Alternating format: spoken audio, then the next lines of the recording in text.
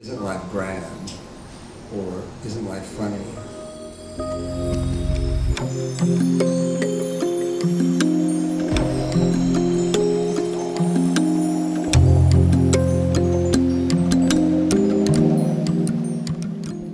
But most of the changes are really formal. Things are looser, colors might be more assertive, there might be more complex color harmonies. Initially, I think I was so enraptured by the images as images that absorbed most of my attention.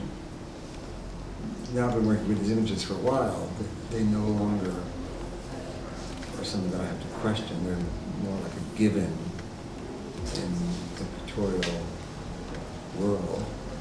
So my attention has shifted more toward the expression of it all. The specific line, the specific way the paintings of line. All these things are maybe more apparent now than they were 3 years ago. The message, core message, might be the same, which is, certainly we can say it might be as simple as, isn't life grand? Or isn't life funny?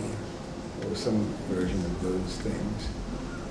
And when you reduce it down to something like that, it sounds almost banal, but at the same time, it's pretty much a reality.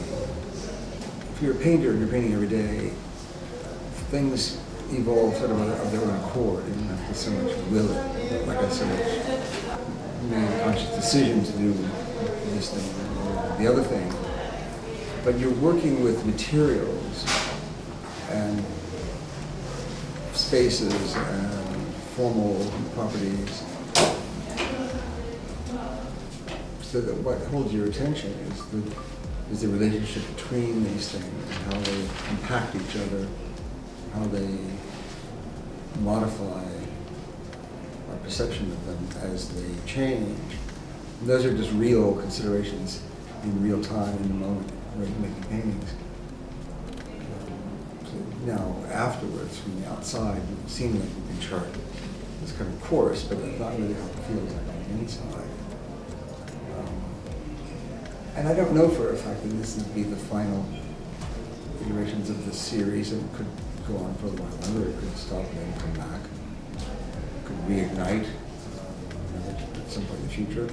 I don't want to be held to any sense of completion or incompletion. Suffice it to say that it's held my attention for a long time. We'll see where it goes from here. Well, that was just a gift from the gods. It was a lucky find. Not so much Peter Arno as himself, but the Arno figures give me access to a kind of dramatis personae that, because of its distance from us in time, it's something that I thought I could use. They're not contemporary people, but they're not altogether not contemporary either.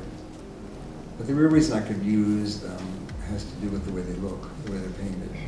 Because Arno was a very sophisticated artist in his own right, who was not merely drawing outlines of things, but was depicting the figure in a kind of orchestrated ensemble, orchestrated pattern of darks and lights. That's what makes them paintable. If they weren't conceived of in that volumetric way, I would not have been able to use them as painting elements or as subjects for painting. They're not so much. Cartoons are the subject of the painting. I'm not painting the cartoon, I'm painting like the idea of the cartoon, if that makes any sense. But the reason that they're valuable as subject matter is because of the sophistication of their original pictorial